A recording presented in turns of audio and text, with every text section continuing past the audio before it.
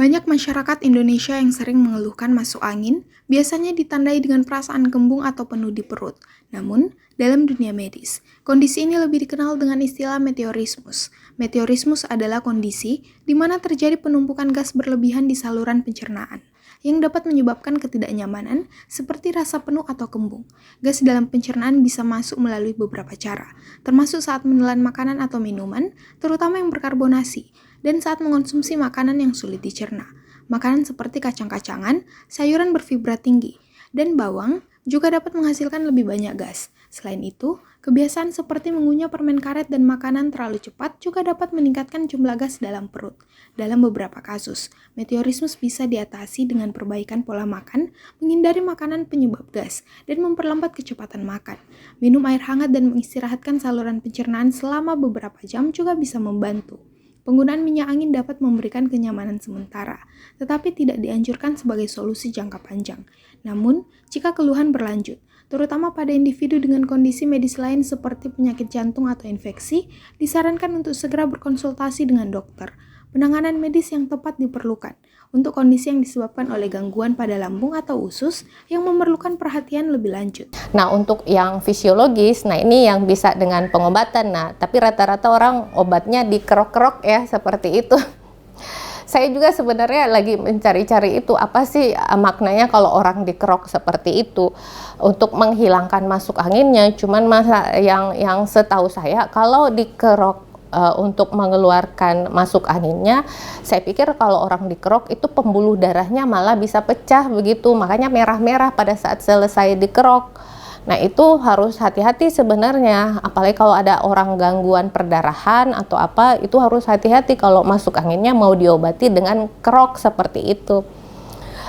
Mungkin kalau secara itu saya bisa jelaskan itu, sebenarnya saya tidak terlalu itu ya, apakah ada hubungannya dengan gastrointestinal kalau dikerok seperti itu, tapi itu mungkin bisa menyebabkan relaksasi. Nah, relaksasi ini pada akhirnya bisa memperbaiki gerakan pencernaan juga, jadinya orang bisa lebih nyaman begitu. Kalau dia merasa bahwa terlalu banyak ini gas yang masuk ke dalam ini, sehingga dengan dikerok seperti itu ya bisa memperbaiki aliran darah sampai ke pencernaan begitu, sehingga gerakan usus bisa lebih baik, bisa mengeluarkan gas yang agak berlebihan begitu itu ya. Tapi saya sih tidak merasa anunya seperti itu ya. Tapi orang-orang itu malah bisa menyebabkan gangguan perdarahan, saya pikir kalau dikerok seperti itu. Nah, apa saja kondisi yang bisa bikin itu? Kenapa tadi saya bilang ada bisa banyak masuk gas ke dalam itu?